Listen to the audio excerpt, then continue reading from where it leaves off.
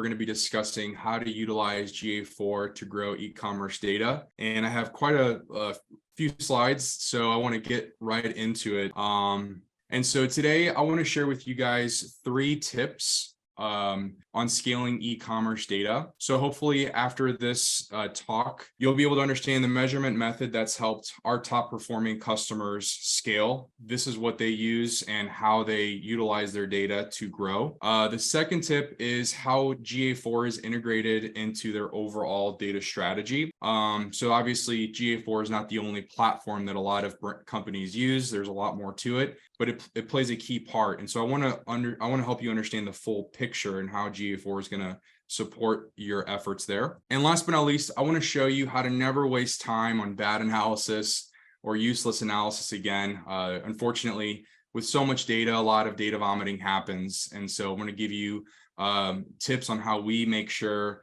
any analysis that we give or receive is qualified and beneficial. So hopefully after this talk, you'll have the ability to do all 3 of those things. So before we jump in, a little bit about me. So as Phil mentioned, I am the CEO of PenPath, which I'll talk a bit about in a moment. We're based out of St. Louis, Missouri. And, a little bit about what my passions are is actually counterintuitive. I don't care much about the technical side of data or charts or even analytics, but what I've built a passion for and a business around is what do you do with that data to drive growth?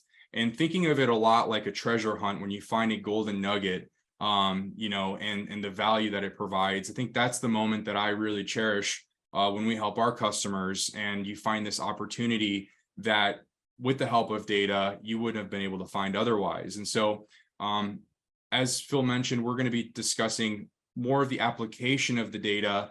And in later parts of today, I think you're going to get a little bit more on the technical side. And for me, I'm specialized in e-commerce data, and that ranges on, from the sales, the marketing, the products, to customers, and so on. So that's where my focus is and where I can be of value. And so I did start PenPath. We're a platform that helps brands increase profitability with the help of their data. And I know there are some technical people on the call, so I wanted to share how our back end works to give you a little bit of an understanding of what's under the hood. At a very high level, we're able to connect to a lot of platforms that our customers utilize, all their paid media, their e-commerce, their GA. We bring all that data, we centralize it, normalize it, store it, and then we build data models on top of it, right? And so if we're connecting to your Twitter ads, TikTok ads, Facebook ads, we have to roll all that up and tell you how much you're spending across all of marketing or how many clicks you're getting or how many conversions. So we have to format all of this. We have the data models, and then ultimately we deliver turnkey dashboards. And that's where I love to live, right? Is, delivering business pulse, e-commerce, paid media, and organic social dashboards to our customers so that they can understand their company in a much deeper level. And so we've worked with over $9 billion in ad spend, providing these our infrastructure and platform. And I want to share with you what we see from these top companies. What are the things that they do that you can utilize? And I hope to share, the best takeaways and observations that we've had in our journey here at PenPath. So, I want you to meet me today at the intersection of how you can make more money and what does this all mean? Because, certainly when you get into the weeds of data, it's easy to get lost and overwhelmed.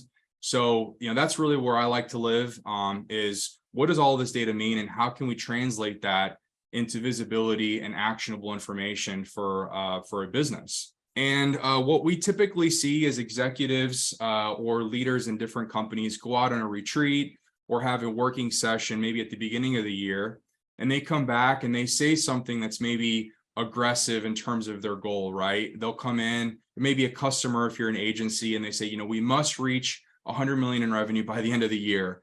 And the teams typically have a reaction that we see frequently, and it looks a little like this, right? Where you're like, how in the world are we going to achieve this goal? How are we going to figure this out? I don't know which one of these 3 you are, or maybe you're the one delivering the news that you have to hit these goals, but but sometimes people can get a little scared. I do want to emphasize that the best companies do set aggressive goals. They do have targets and have something to work towards. And actually, a lot of them surprisingly don't do this well, right? Having a single KPI of focus and a target. So make sure you do that internally if you're not already. But your teams are naturally going to react like this. But quietly in the corner, you may have somebody who secretly knows how to get there. And what it feels like is a little bit like the priest. You can interpret the data, you understand the metrics, you can reverse engineer what's happening in the company.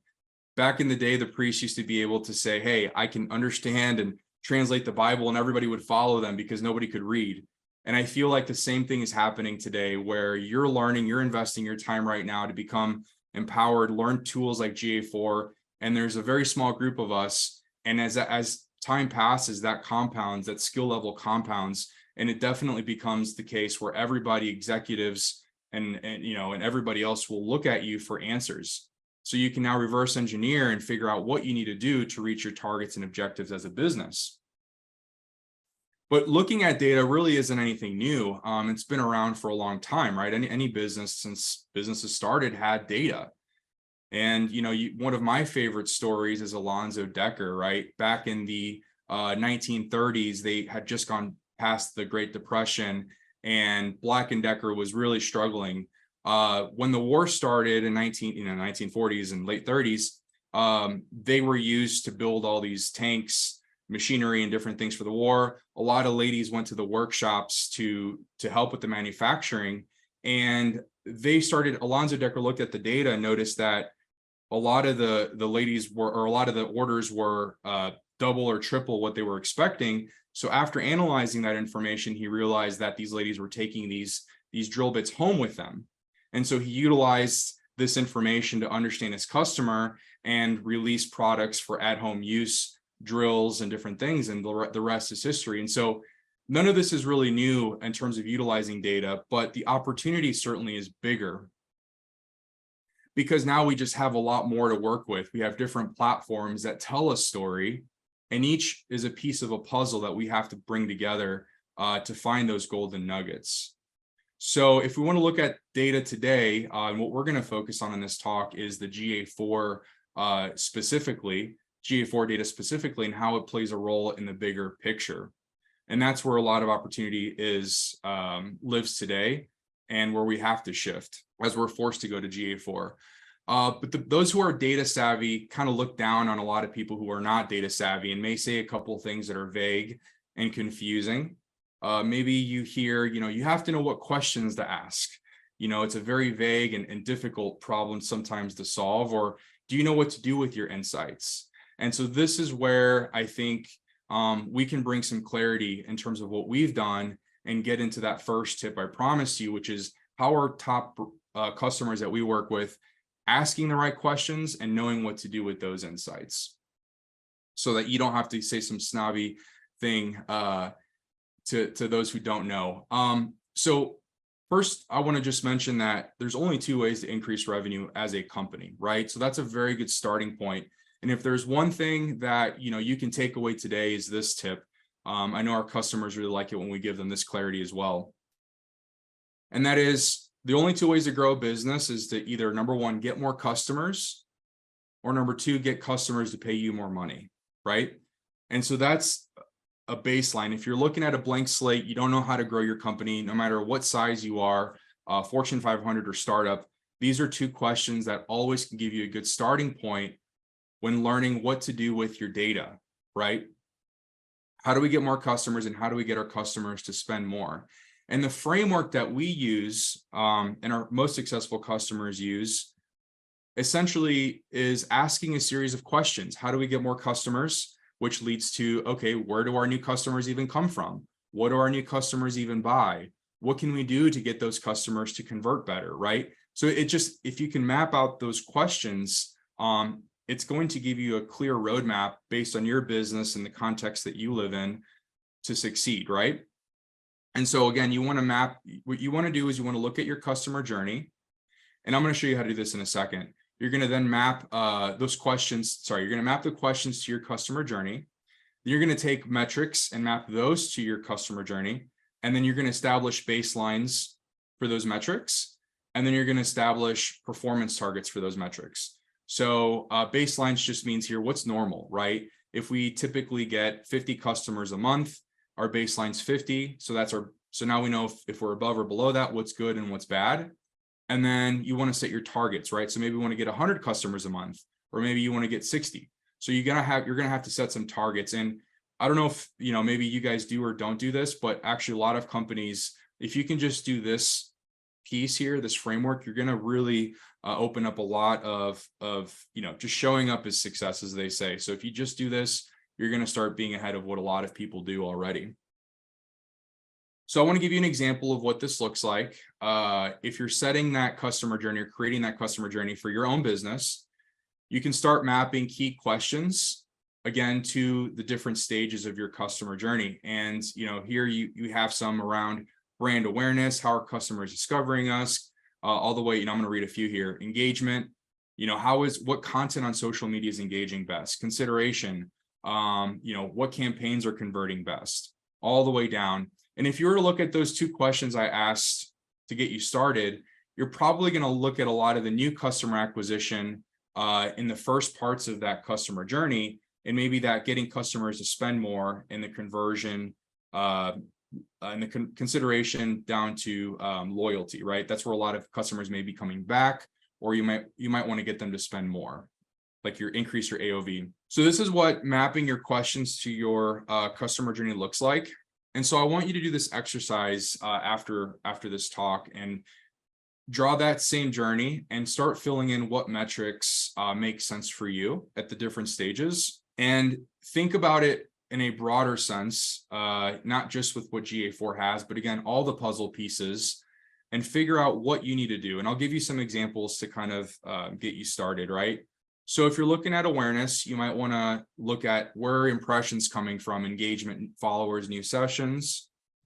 If you're looking at interest and consideration, you may want to look at conversion rate, product views, email subscribers, and sessions. Purchase, maybe something like revenue, new customer acquisition, CAC, MER. And repurchasing, you may want to look at LTV, returning customer rate, net revenue, refunds. So just figure out what makes sense for you. And this is a wonderful exercise to do as a team. But today we're focusing on how GA4 plays a role in your overall data strategy, right? And so what I would suggest is probably looking at around this middle section where we look at what's happening on our website, obviously what conversions are taking place. Looks like somebody asked, what does MER stand for? MER is marketing efficiency ratio. So it's another term for it is blended ROAS. So it's just across all of your paid media, what's that return look like? And so GA4, like I said, is going to be part of that middle section. I also want to mention that these are all metrics, right? And so when you learn Google Analytics, you learn that you have metrics and you have dimensions. So metrics, obviously, like a session is a metric, and a dimension is a thing. So a campaign or a source is a dimension. So what I'm doing here is I'm mapping all the metrics, and GA4 is going to help us slice and dice this against, dimensions. So how many sessions came from Facebook? How many sessions came from retargeting efforts? So this is actually fundamental to using GA4. I'll give you guys a few examples. But hopefully you can, hopefully that's the framework that you will learn GA4 going forward, because obviously we can't cover all the things in one talk. But here's how our top customers are starting to use GA4. The data that I have right now is it's a very slow process. We're not seeing a lot of customers adopt GA4 as quickly as they should be, which actually means it's a big opportunity for those that do know how to use GA4 if you're an agency or if you're the one person on the team to get things going, because time is of the essence. But just so you guys know, we work with a lot of different companies and they're not adopting GA4 as fast as they should be, even simple things. So make sure you do start doing that if that's where you fall right now. Using GA4, let's just make sure we cover the foundations of how to utilize it to succeed. Obviously, number one, you want to measure key parts of your customer acquisition funnel. This is something that the GA puzzle piece, if you will, plays a role that no other platform does in an aggregate way like GA4 does, for the most part. Number two, attribute results and revenue to marketing efforts. How to create retargeting audiences. Understand customer website and content preferences. And number five, to understand customer product preferences. All right, so looks like we had a question come in. I'll try to get to some of these questions a little bit, but definitely keep sending those questions in, guys. I want to encourage that, but I just want to make sure we hit the timeline here that we have. So and we'll also have the conference we'll also have a Q&A link after this where you guys can ask questions. And the capabilities I want to talk about today, specifically around GA4, are just setting up your e-commerce metrics. Make sure that they're showing up in GA4 in the first place. I want to talk about comparisons. I want to talk about backwards pathing exploration. And I want to talk about Google Signals for remarketing. So these are the four that I'm going to cover today. Obviously, GA4 is a big platform. So these are the ones that I think are very relevant to e-commerce leaders. So basic blocking and tackling, we got to make sure GA4 is set up correctly. So make sure that you talk to your web developer or your agency or whoever can do this for you, or find somebody to do this for you. Obviously, Phil and his team are great partners of ours. They help with a lot of our stuff with GA4, but make sure that that's set up correctly and pull all of the standard events that are related to e-commerce, and make sure that you go through your website and find what other events you can create that are important for you. Maybe there's custom events that you want to create. So remember when I was talking about that, your customer journey, what are they doing on your website? Maybe there's a key feature or thing on your website that isn't one of GA4's standard events. Make sure that that's set up as soon as possible, along with the standard ones that are already available. Now, if you're on Shopify, they haven't really had an easy integration into GA4 like they had with Universal Analytics. As of a few days ago, the Google Channel app in the App Store released a beta integration with GA4.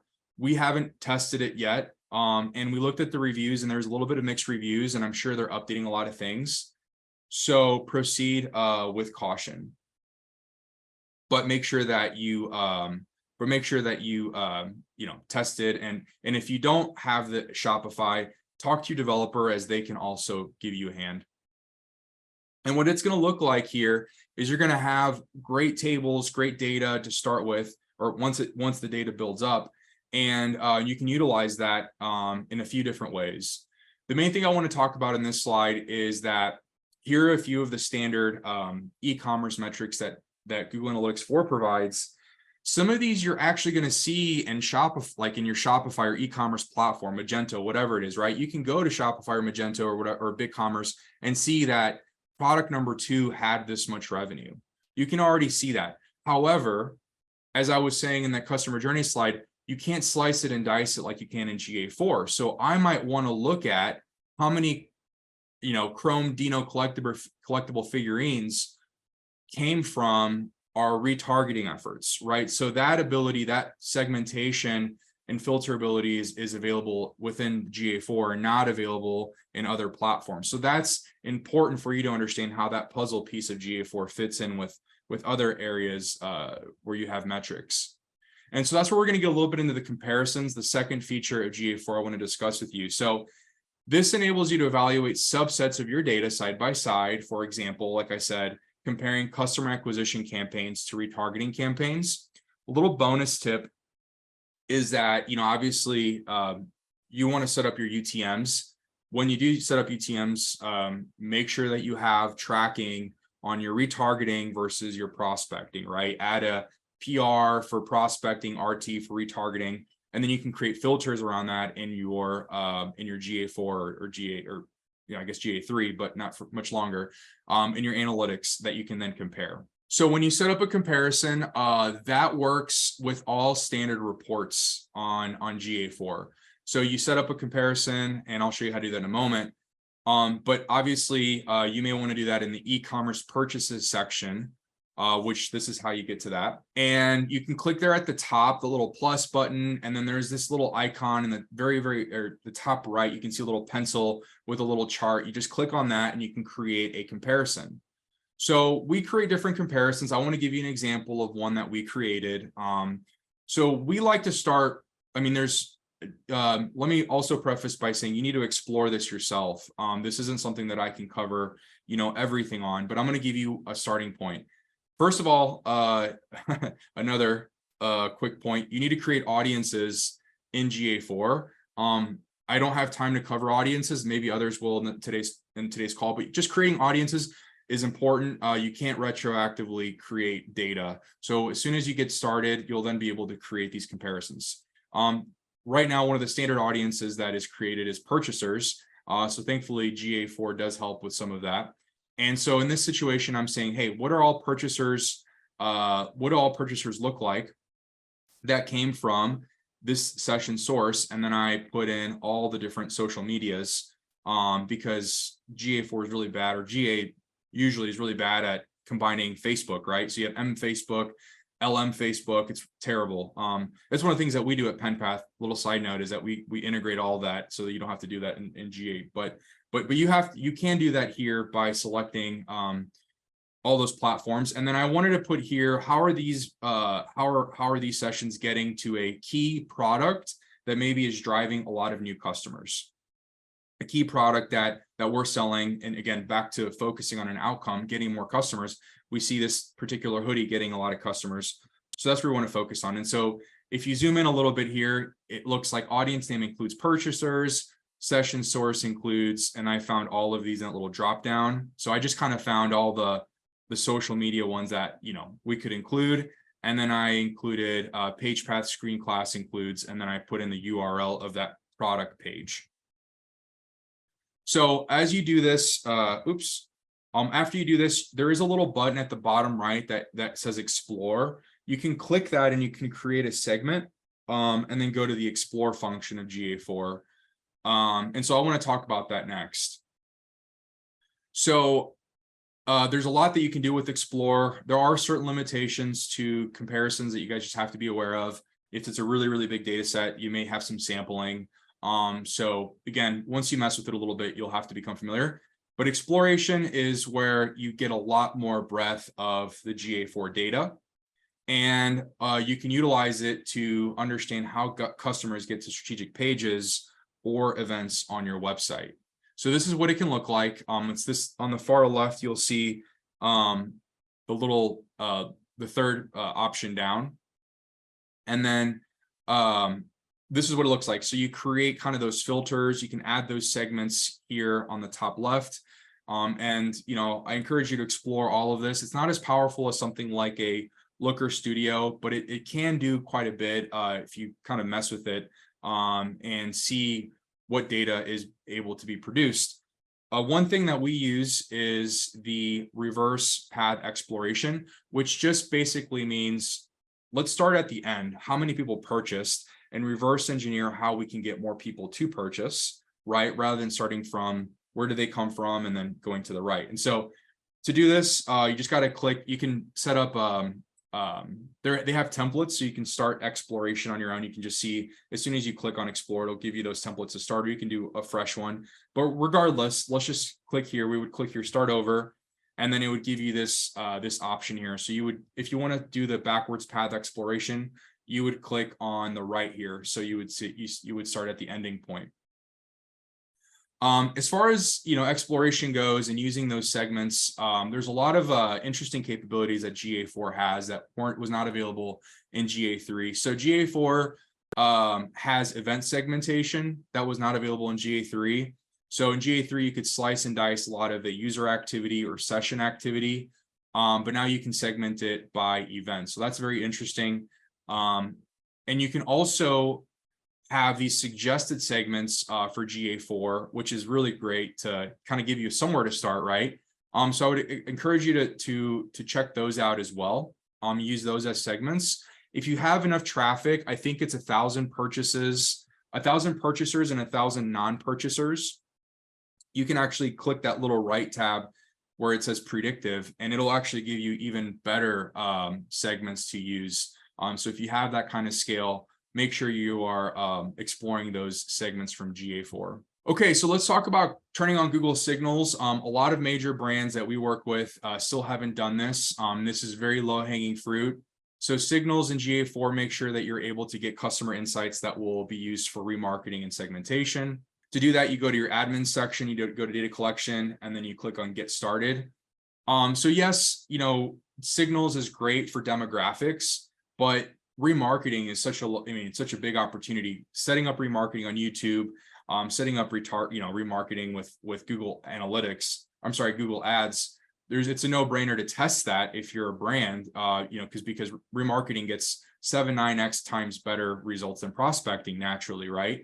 So if you're going to be testing things, test remarketing and see how you can continue to pick up people that have already visited your site. And again, building those segments and audiences in GA4 allows you to have really detailed remarketing. So make sure that this is all good to go on your end. So many others will feel very overwhelmed around you when working with data as you continue to put all these puzzle pieces together. And it's natural to do that. And what I wanted to do in my third tip for you on this call this talk is give you a framework to always deliver relevant information, and avoid data vomiting, avoid having executives not understand what to do or how to go about processing all this information. This framework's worked really well for us. And so this is how you can grade any analysis going forward, and not waste time on bad analysis. So the first thing, let's just say you find all these things, you bring them together, you're going to show them to executives. The first thing is things have to be novel. So this just means that if I go to you and I tell you something obvious, something that you already knew, like, hey, the camouflage hoodie is your top selling product, you're not going to care, right? It has to be something that's unique. It's different. I wasn't expecting it. So anomaly detection, and again, looking at those baselines that I talked about earlier and saying, hey, yeah, you always knew that the camouflage hoodie was your top selling product, but did you know that this month you're selling 20% more than you usually sell? Now you've just turned something that was not novel into something that is novel by giving it context and using that first tip I provided. So the second is relevant. So anytime you do an analysis and you're presenting to others, make sure that it's something that is related to what's top of mind. So if our company is fully focused on a new product launch and you come to me and say, hey, did you know that, and I'm just kind of making things up real quick, but did you know that our,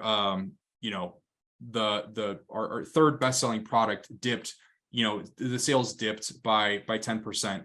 You may not be approaching the decision makers or the business leaders with relevant information. So you do want to be contextual in terms of how you're delivering analysis that's relevant. Now, if there's a giant fire where the company may sink, of course, bring that up, but just make sure you're cognizant of what's going on and how to make things relevant that you find. The third is, maybe seems obvious, but certainly can be missed, is high impact. If I come to you and I say, hey, I know a way to, make you $1,000 more this month, you may be like, all right, thanks, but I'm very busy.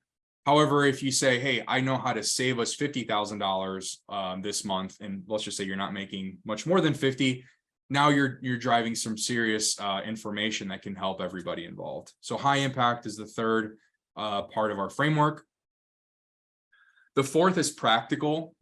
So we've seen a lot of analysts over time go to their customers or their boss and say, oh yeah, we could double sales if we 5x our spend, or if we hire 3 more agencies. So that's not practical. And so you do have to work within the range of comfort and what's feasible for the customer or company you work for. Make sure that you're always being practical and cognizant, and give options in your analysis. Like this is very practical. If you want to stretch boundaries a little bit, you could consider these other items. And last but not least, make sure it's always actionable. So in the example I gave earlier with with Black & Decker, they realized that there was opportunities to ship a new type of product, right? So that was the action that he took after those drill bits were getting sold to these to the Bettys, right? The women in the factories. If you're interested in more on this, we do have a YouTube channel, so feel free to check it out at PenPath. And we'll cover a lot more information there. So as a recap for our conversation today, I hope that you now can map your business questions and business metrics to your customer journey and have an understanding of how there's a bigger puzzle here than just GA4, but understand that GA4 is going to be part of your measurement stack, and make sure that you have that data set up so that when you need it to segment it, you're ready to go. And the third is to never waste time doing analysis again by using our 5-part framework, as certainly that is a common problem we see with a lot of analysts. All right, well, I appreciate everybody watching. Definitely feel free to follow and stay in touch. And I do have a special download for you. It's our 13-step analysis workflow cheat sheet. So after doing a lot of analysis, we've figured out a 13-step workflow that repeatedly can deliver those 5 points that I mentioned as a successful framework for analysis. All right, so I guess, Phil, do we have a few minutes for Q&A? Yeah, we've got... Looks like we got a question here already. Yeah, we've got 6 minutes left. So there's one question in chat. It's a broad question. What are the key benefits of GA4 versus Universal? What kinds of efforts need to be migrated internally? Yeah, that's more on pretty much from my side. The short answer to that one is basically you don't really have a choice. You've got to sort of switch over to GA4 because GA3 is going to stop working.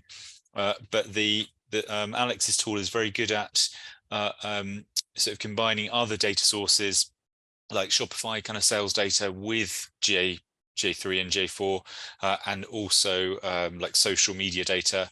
So it's kind of like not kind of running with one eye closed, but both eyes open sort of thing.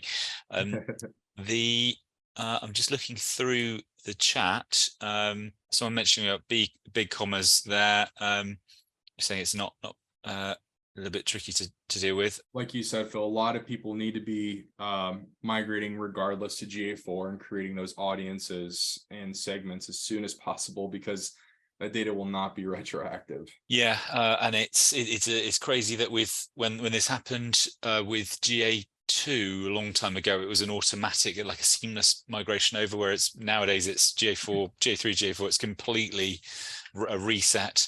Right. So everyone's got to kind of like do something. Okay, that's I've just put a link to the speaker feedback form. So if you've got further questions for Alex, you can sort of fill that in there, and also the link to the Wonder Networking Lounge. We've got one other question that's just come in. I'll just read this one out, Alex. What is the main insight for e-commerce?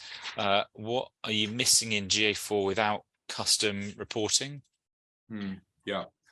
It's a very good question, and I'm really glad somebody asked that. So the one big misconception that I find people have with GA, whether it's Universal or GA4, is that somehow it has all of your answers. And I want to challenge that by a simple metric like spend, right? How much have you spent across Facebook, Twitter, TikTok, whatever it is, Google Ads? I mean, Google Ads obviously has some benefits within GA4, but you're not going to be able to get all the Facebook insights. And so a metric like MER, right, which is how much we've spent against all of how much of revenue we've generated, would not really be feasible in GA4. Or, so a lot of times, it's those metrics that are at a higher business level that are not going to be in GA4. But, you're going to have some metrics like how much revenue we've produced, just like not how much we've spent. And again, it's based on GA4 data. You also have different revenue. So Google Analytics has revenue data, but you also have the claimed revenue within that, within Facebook, right? You also have the real revenue in your e-commerce platform. And so knowing how these can all actually work together, and maybe you can triangulate answers, is key to success. And so Some of the insights, like I said, missing in GA4 to answer your question are key metrics like CAC, total spend, etc. Yeah, it's I think Google's kind of it's almost like missing a trick in the sense that causing kind of underbidding or underrepresented analysis when it's not accounting for like total sales from a customer. In effect, both GA3 and GA4 are just looking at how much revenue was generated like within that sort of either that session or that kind of sort of cookie period. Especially Right. given that GA4 in essence is resetting everything. So if there's a customer that's been active on, let's say, Shopify for 5 years, it's only going to know about the recent purchase they've made, not all the stuff they bought previously. Right. Which is a bit of a problem for like valid analysis. Thanks so much for your talk, Alex. There's some really useful sort of insights and bits and pieces within that. Cool. Okay. Thanks again, Perfect. Alex. Appreciate it. I'll see you guys in the boardroom.